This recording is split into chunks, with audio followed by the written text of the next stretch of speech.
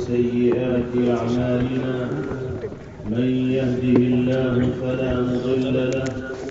ومن يضلل فلا هادي له ونشهد أن لا إله إلا الله وحده لا شريك له ونشهد أن سيدنا ونبينا وإمامنا وسندنا ومولانا محمدا عبده ورسوله صلى الله تبارك وتعالى عليه وعلى آله وصحبه وبارك وسلم تسليما كثيرا كثيرا. أما بعد فأعوذ بالله من الشيطان الرجيم. بسم الله الرحمن الرحيم. وآتى المال على حبه ذوي القربى واليتامى والمساكين وابن السبيل والسائلين وفي الرقاب. صدق الله مولانا العلي العظيم. حضرات علماء کرام، محترم بزرگوں، بھائیوں اور نوجوان ساتھیوں، بڑی خوشی اور مسرت کی بات ہے کہ آپ حضرات اس مدرسے کی دعوت پر اتنی بڑی تعداد میں یہاں تشریف فرما ہے، موجود ہیں اور پوری دلچسپی کے ساتھ حضرات علماء کرام کے بیانات سے مستفید ہو رہے ہیں اور مدرسے کی کارگزاری رپورٹ کی شکل میں جو آپ کے سامنے پیش کی جا رہی ہے اس کو بھی توجہ کے ساتھ سن رہے ہیں۔ آپ حضرات کی یہ دلچسپی بتاتی ہے کہ آپ کے دل میں ان مدارس اسلامیہ کی اور مکاتب دینیہ کی بڑی قدر و منزلت اور بڑی وقعت و اہمیت ہے، اور یہ چیز بہت اچھی علامت اور نشانی کے طور پر مسلم سماج و معاشرے میں محسوس کی جاتی ہے، تصور کی جاتی ہے، اس لیے کہ ہمارا اور آپ کا اور ہماری نسلوں کا رابطہ اور تعلق جب تک علماء سے، اسلامی مدارس سے، دینی مکاتب سے اور تعلیم قرآن کے حلقوں سے مضبوط اور مستحکم رہے گا تو ہم اپنی دینی اور ایمانی غیرت و حمیت کو برقرار رکھنے میں کامیاب رہیں گے اور اپنی نسلوں تک دینی اور ایمانی جذبات کو منتقل کرنے میں بھی کامیاب رہیں گے۔ آج اسلام دشمن طاقتوں کے لیے سب سے بڑی پریشانی کی چیز جو ہوتی ہے وہ یہی ہے کہ مسلمان مدرسوں سے اور دینی مکاتب سے اور علماء سے اور قرآن و سنت کی تعلیمات سے جڑے ہوئے کیوں ہیں۔ دشمن کوشش کرتا ہے اس بات کی کہ مسلمانوں کو مدرسوں سے دور کر دے، علماء سے ان کا رابطہ کاٹ دے، تعلیم قرآن کے حلقوں سے مسلمانوں کو دور کر دے تاکہ مسلمانوں کے دین کا، ان کے ایمان کا، ان کی غیرت و حمیت کا سودا کیا جا سکے۔ لیکن آپ حضرات جس دلچسپی کے ساتھ یہاں تشریف فرما ہے، یہ علامت و نشانی ہے اس بات کی کہ دشمن اپنی سازشوں میں کامیاب نہیں ہو پا رہا ہے اور مسلم قوم ان قومی مدارس کو اپنی جان سے زیادہ عزیز اور پیارا تصور کرتی ہے۔ ہم اپنی جان کی بازی لگا دیں گے ان مدرسوں کی حفاظت کے لیے، ان دینی مکاتب کی بقا کے لیے، اس لیے کہ ہمارا دینی اور ایمانی وجود اسباب کے درجے میں انہی مدارس و مکاتب سے مربوط ہے اور جڑا ہوا ہے۔ اللہ تعالی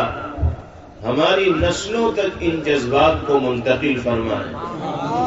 اور ان مدرسوں کو، مکاتب دینیہ کو اللہ تعالی آباد رکھے، شاداب رکھے،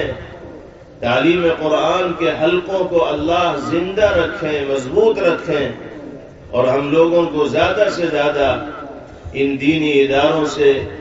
استفادے کا اور فائدہ اٹھانے کا موقع میسر فرماتے رہیں۔ ہم نے آپ کے سامنے قرآن مقدس کی ایک آیت مبارکہ تلاوت کی ہے۔ یہ آیت اگرچہ طویل ہے لیکن اس کا درمیانی جز آپ کے سامنے پڑھا گیا ہے۔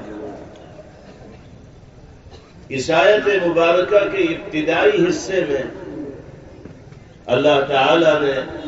عقائد و ایمانیات کا تذکرہ کیا ہے کہ ہمارا یقین کیا ہونا چاہیے، ہمارا ایمان کیا ہونا چاہیے،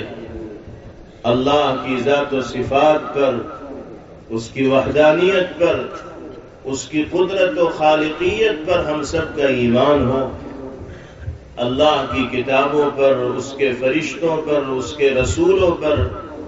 آخرت کے دن پر ایمان ہو۔ ایمانیات سے متعلق اجزاء آیت مبارکہ کے پہلے جز میں بیان فرمائے گئے۔ دوسرا جز جو آپ کے سامنے تلاوت کیا گیا،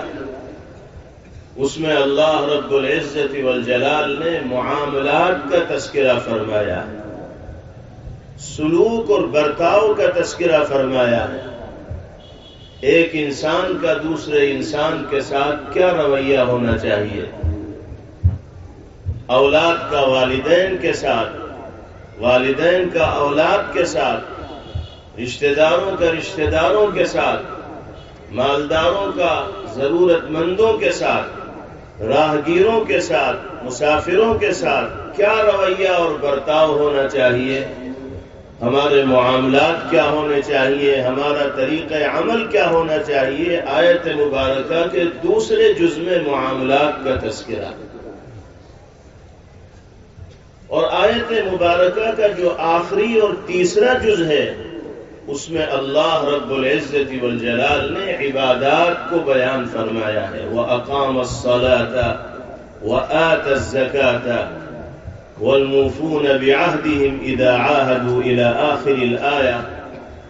عبادات کا تذکرہ اخیر میں فرمایا۔ حضرات مفسرین نے اللہ رب العزت والجلال کی اس ترتیب میں جو حکمت چھپی ہوئی ہے اس کی وضاحت فرمائی، جس کا خلاصہ یہ ہے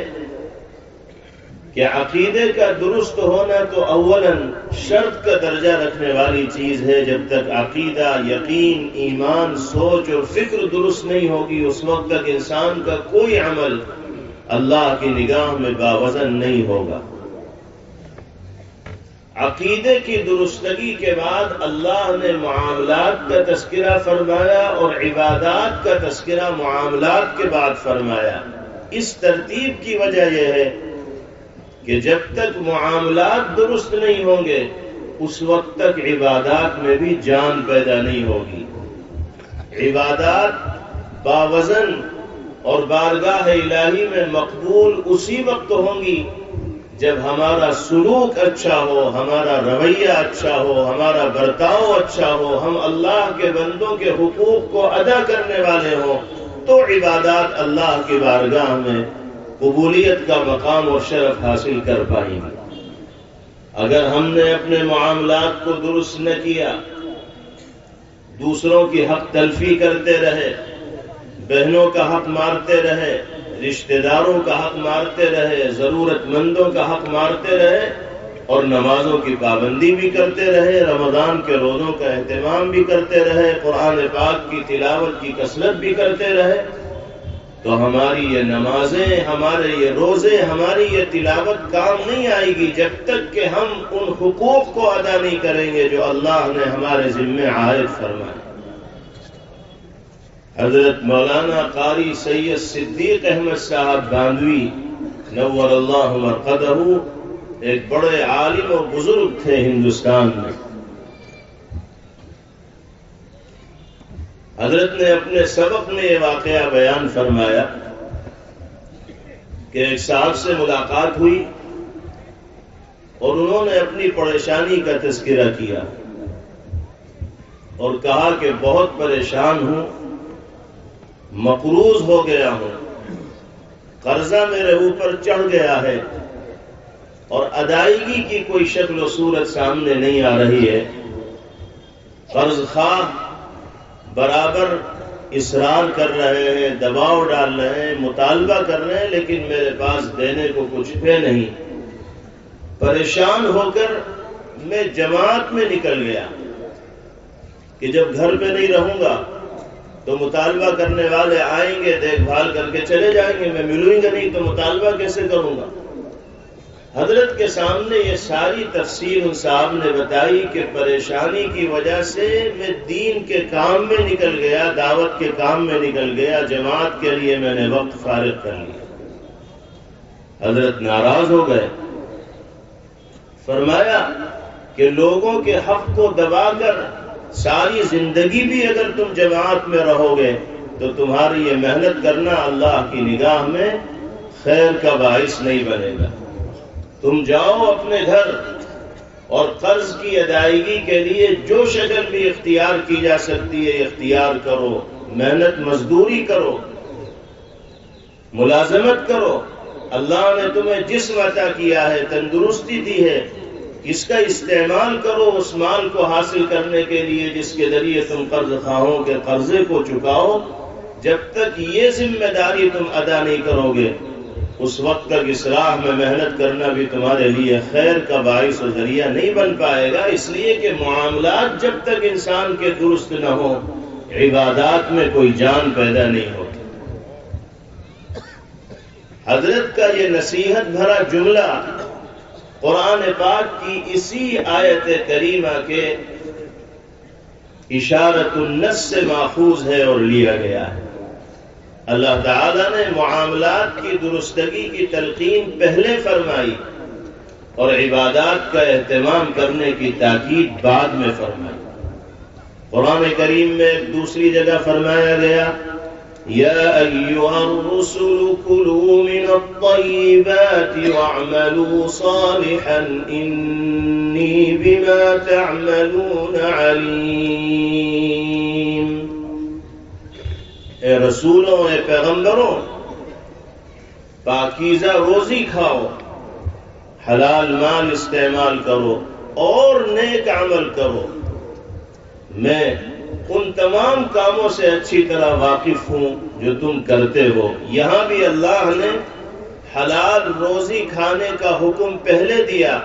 اور نیک اعمال اختیار کرنے کا حکم بعد میں دیا۔ حضرات مفسرین نے اس ترتیب میں بھی یہی حکمت بیان فرمائی ہے کہ جب تک روزی حلال و پاکیزہ نہیں ہوگی اس وقت تک بڑے سے بڑا نیک عمل بھی اللہ کی نگاہ میں باوزن اور باحیثیت نہیں ہو پائے گا۔ انسان حرام لقموں سے پیٹ بھر رہا ہو اور 5 وقتہ نمازوں کی پابندی کر رہا ہو تو نمازوں کی یہ پابندی اس کا بیڑا پار نہیں کر سکتی جب تک کہ وہ حرام مال سے بچنے کا عزم اور پختہ ارادہ نہ کر لیں۔ تو معاملات کی درستگی بہت اہم چیز ہے۔ ہم سب کو جہاں اپنے عقیدے کو، یقین کو، سوچ و فکر کو درست رکھنا چاہیے، عبادات کے باب میں اپنی ذمہ داریوں کو حسن و خوبی کے ساتھ ادا کرنا چاہیے، وہیں اپنے معاملات کو، اپنے سلوک و برتاؤ کو، اپنے رویے کو بھی بہت صاف ستھرا رکھنا چاہیے۔ قرآن پاک میں فرمایا گیا وَآتَ الْمَالَ عَلَى حُبِّهِ ذَوِي الْقُرْبَى وَالْيَتَامَى وَالْمَسَاكِينَ وَابْنَ السَّبِيلِ وَالسَّائِلِينَ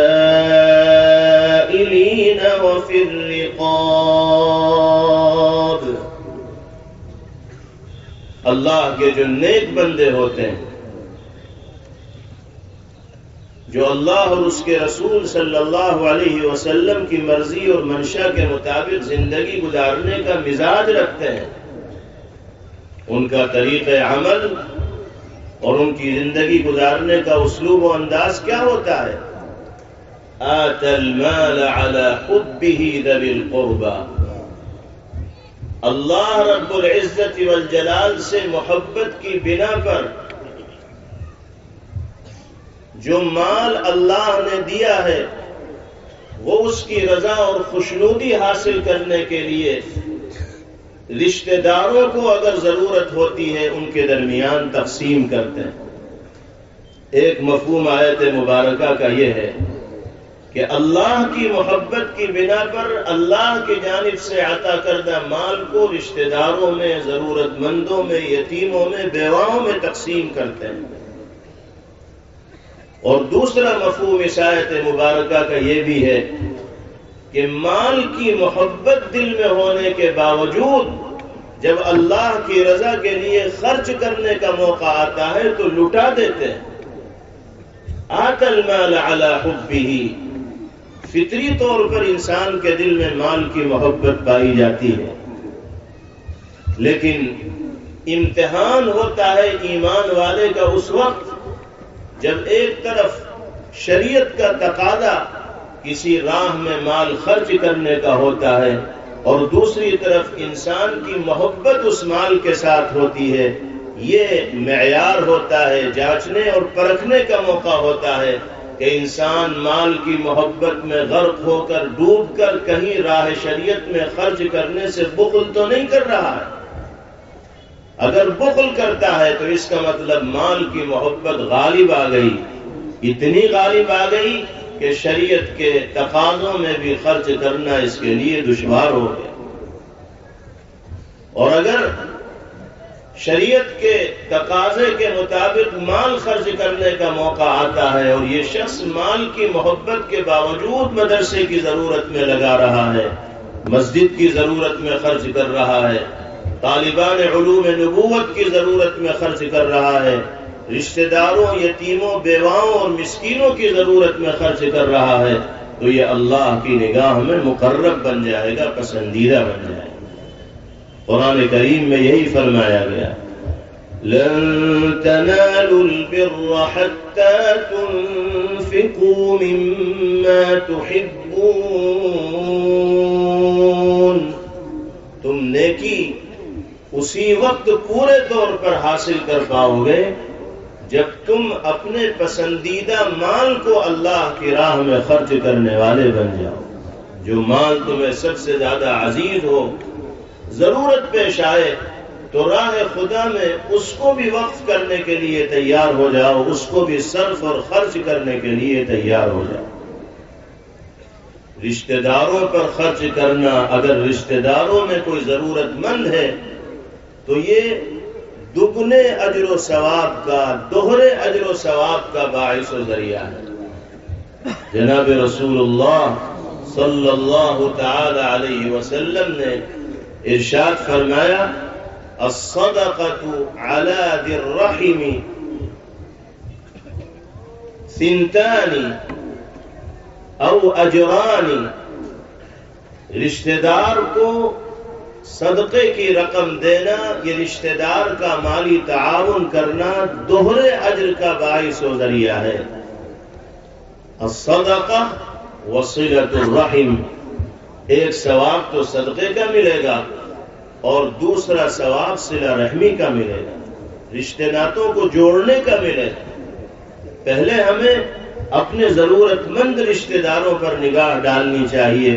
اگر ہماری ذات کے ذریعے ان کی جائز ضروریات پوری ہو رہی ہیں تو حتی الامکان ان کو پورا کرنے کی فکر و کوشش کرنی چاہیے۔ اسی طرح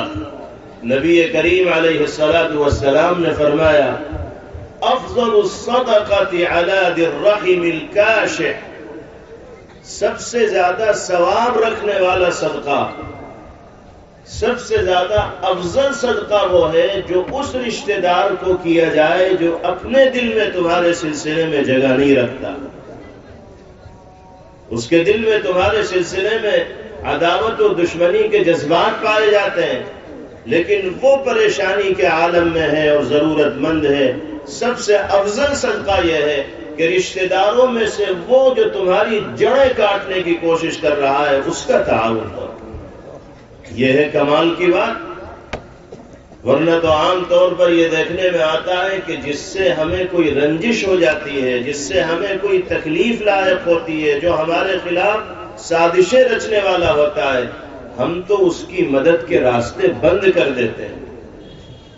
وہ ہمارے ساتھ برا کرتا ہے تو ہم اس کے ساتھ اور برا کرنا چاہتے ہیں۔ یہ تعلیم شریعت کی نہیں ہے۔ شریعت کی تعلیم تو یہ ہے کہ جو تمہارا برا سوچے تم اس کا اچھا سوچو۔ صل من قطعک واعف عمن ظلمک واحسن الی من اساء الیک۔ جو تم سے رشتہ توڑنا چاہتا ہے تم اس سے رشتہ ملاؤ۔ جو تم پر ظلم و زیادتی کرتا ہے تم اس کو درگزر کر دو، معاف اور نظر انداز کر دو، اور جو تمہارے ساتھ بدسلوکی اور برا برتاؤ کرتا ہے تم اس کے ساتھ حسن سلوک اور اچھا برتاؤ کرنے والے بنو۔ پہلے نمبر پر نبی پاک علیہ الصلوۃ والسلام یہی فرما رہے ہیں وَآتَ الْمَالَ عَلَى حُبِّهِ ذَوِي الْقُرْبَى۔ مال سے محبت کے باوجود رشتہ داروں پر خرچ کرنے کا جذبہ دل کے اندر ہونا چاہیے۔ پیغمبر علیہ الصلوۃ والسلام نے فرمایا من احب ان يبسط له في رزقه وينسأ له في اثره فليصل رحمه۔ جو آدمی یہ چاہتا ہو کہ اس کی روزی میں فراخی و وسعت ہو اور اس کی عمر میں برکت ہو تو اسے صلہ رحمی کرنی چاہیے، رشتہ ناتوں کا پاس و لحاظ رکھنا چاہیے، رشتہ داریوں کے حقوق ادا کرنے چاہیے۔ اللہ روزی میں بھی برکت عطا فرمائیں گے اور مال میں بھی فراوانی عطا فرمائیں گے، عمر میں بھی اللہ رب العزت والجلال صحت کے ساتھ برکت نصیب فرمائیں گے۔ اسی طرح اور مصارف کو بیان کیا گیا وَآتَ الْمَالَ عَلَى حُبِّهِ ذَوِي الْقُرْبَى وَالْيَتَامَى وَالْمَسَاكِينِ۔ یتیموں پر خرچ کرو، وہ نابالغ بچے جن کے سر سے باپ کی شفقت کا سایہ اٹھ گیا، کوئی ان کو باپ جیسی شفقت دینے والا اب دنیا کے اندر نہیں رہا۔ سماج کے ہر فرد کی ذمہ داری ہے کہ وہ اپنے معاشرے میں زندگی گزارنے والے یتیموں کو نگاہ میں رکھیں، اور وہ بچے جو سایہ پدری سے محروم ہو گئے ہیں، باپ کے سایہ شفقت سے محروم ہو گئے، ان کے ساتھ سماج کے ہر فرد کو ایسا اچھا سلوک و برتاؤ کرنا چاہیے کہ اس یتیم بچے کو اپنے باپ کی موجودگی کا، عدم موجودگی کا احساس نہ رہے۔ وہ یہ سوچے کہ اگر باپ اس دنیا میں نہیں ہے تو میرے چچا نے باپ کا کردار نبھایا ہے، تائے نے باپ کا کردار نبھایا ہے، خاندان کے دیگر افراد نے باپ کا کردار نبھایا۔ یتیموں پر دست شفقت پھیرنا اور یتیموں کی خبرگیری رکھنا، ان کی نگہداشت و نگرانی کرنا، ان کی ضروریات کو پورا کرنا اتنا عظیم الشان عمل ہے کہ ہم اس کی رفعت کا اور بلندی کا اندازہ نہیں لگا سکتے۔ نبی کریم علیہ الصلوۃ والسلام نے فرمایا انا وکافل الیتیم فی الجنۃ کہاتین، میں اور یتیم کی کفالت کرنے والا جنت میں اتنے قریب ہوں گے جتنے قریب یہ دو انگلیاں ہیں۔ کیا ٹھکانہ ہوگا اس انسان کی سعادت کا اور نیک بختی کا جس کو جنت میں جناب محمد الرسول اللہ صلی اللہ تعالی علیہ وسلم کا ایسا قرب حاصل ہو جائے۔ اس لیے جو مال اللہ نے ہمیں دیا ہے، یہ جو حیثیت بھی اللہ نے ہمیں عطا فرمائی ہے، اس حیثیت کو استعمال کرتے ہوئے اپنی استطاعت کے بقدر رشتہ داروں کے حقوق کو بھی ادا کیا جائے، یتیموں کی ضرورت کو بھی پورا کرنے کی فکر و کوشش کی جائے۔ اسی طرح جو مساکین ہیں، ضرورت مند ہیں، اللہ نے آپ کو 2 وقت پیٹ بھر کھانا کھانے کا موقع میسر فرمایا ہے۔ کتنے بھائی بہن آپ کے درمیان ایسے رہتے ہیں کہ جن کو 1 وقت کھانا ملتا ہے تو دوسرے وقت کھانے کا وہ انتظار کرتے ہیں، کوئی انتظام نہیں ہوتا۔ ایسے ضرورت مندوں اور مسکینوں کی خبر گیری رکھنا اور ان کا تعاون کرنا، ان کی مدد کرنا، یہ ہم سب کی مشترکہ دینی اور ایمانی ذمہ داری اور فریضہ ہے۔ سرکار دو عالم جناب محمد الرسول اللہ صلی اللہ تعالی علیہ وسلم نے ارشاد فرمایا کہ وہ ایک لقمہ روٹی کا اور ایک مٹھی کھجور جو کسی مسکین کو نفع پہنچانے کے لیے اللہ کی رضا کے واسطے مسلمان دیتا ہے، اللہ اس ایک لقمے روٹی کے عوض 3 لوگوں کو جنت میں داخل فرماتے ہیں۔ صرف ایک لقمہ روٹی کا تذکرہ کیا اور ایک مٹھی کھجور کا تذکرہ کیا اور 3 لوگوں کے لیے جنت کا ٹکٹ اس کے ذریعے حاصل ہو گیا۔ وہ 3 لوگ کون؟ پہلے نمبر پر آپ نے ارشاد فرمایا جو صاحب خانہ ہے، مالک مکان ہے، اس کی لاٹری کھل جائے گی، جنت کا ٹکٹ مل جائے گا۔ دوسرے نمبر پر اس کی بیوی جو امور خانہ کی ذمہ دار ہوتی ہے، گھر کے امور بیوی کی نگرانی میں انجام دیے جاتے ہیں، اس کو بھی جنت حاصل ہوگی۔ تیسرے نمبر پر وہ خادم جو بیوی کے کہنے پر ضرورت مند کو ایک لقمہ روٹی دے رہا ہے، ایک مٹھی کھجور دے رہا ہے، پیغمبر علیہ السلام فرما رہے ہیں وہ بھی جنت میں جائے۔ تو آپ اندازہ لگائیے یہ عمل اللہ کو کتنا محبوب و مقبول اور پسندیدہ ہوگا۔ کبھی ہم سوچیں کہ اللہ نے کیسی نعمتوں سے ہمیں نوازا ہے، کبھی وہ بھوکا پیٹ ہمیں نہیں سلاتا، جب سوتے ہیں پیٹ بھر کے آرام سے سوتے ہیں، لیکن اللہ کے کتنے بندے ہیں جن کی زندگی میں کئی راتیں ایسی گزر جاتی ہیں جن میں وہ کروٹیں بدلتے رہتے ہیں، میٹھی نیند نہیں آتی اس لیے کہ پیٹ نہیں بھر پاتا۔ ایسے لوگوں کا سماج و معاشرے میں موجود ہونا ہمارا امتحان ہے۔ اگر ہمارے جیتے جی ایسے لوگ ہمارے آس پاس رہتے ہیں کہ جن کو پیٹ بھر کھانا میسر نہیں، تو اللہ کے یہاں ہم سے بھی سوال ہوگا کہ تم نے کیوں ان ضرورت مندوں کا خیال نہیں رکھا، کیوں ان کی ضرورت کو پورا کرنے کی فکر نہیں کی۔ اس سلسلے میں ہمیں خود کوشش کرنی چاہیے، کسی کے انتظار میں نہ رہنا چاہیے کہ وہ آئے اور ہمارے سامنے تقاضا پیش کرے تب ہم تعاون کریں گے، مدد کریں گے۔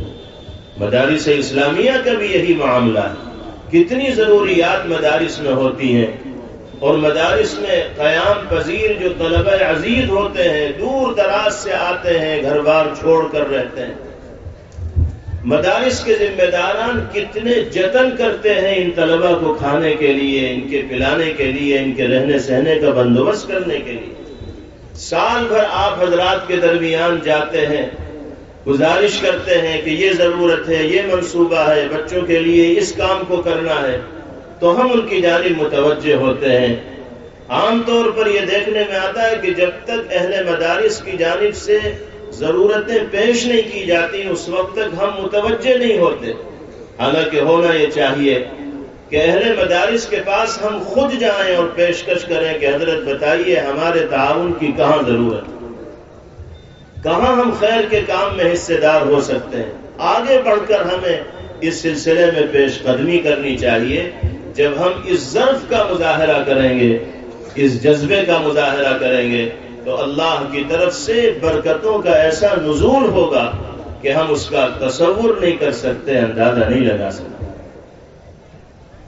اسی طریقے سے مسافروں کے لیے، راہگیروں کے لیے، ضرورت مندوں کے لیے مدد اور تعاون کا جذبہ سب کے دلوں میں ہونا چاہیے۔ اللہ تعالیٰ نے دین کی نسبت پر ہمیں یہاں جمع فرمایا ہے۔ باری تعالیٰ قرآن مقدس کی ان ہدایات پر عمل پیرا ہونا ہم سب کے لیے آسان فرمائے، اور ہم سب کو قرآن و سنت کی رہنمائی کو قبول کرنے کی اور شریعت و سنت کے تقاضوں پر عمل کرنے کی توفیق عطا فرمائے۔ اس مدرسے کو، مدرسے کے ذمہ داران کو، اساتذہ، طلبہ، معاونین و محبین سب کو اللہ اپنی بارگاہ میں قبول فرمائے۔ وآخر دعوانا ان الحمد للہ رب العالمین۔ একটা একটা কথা আগেই আমি শুরু করবার আগে বলি, আপনারা উঠবা নি বাপ সাপ লাগে নিচ থেকে লুটা উঠে বলে দেখো বয়ান শোনা যতক্ষণ দরকার এর চেয়ে বেশি দরকার হইলে আওলাদের রাসূলের দোয়া মুসাফির আওলাদের রাসূল মুসলিম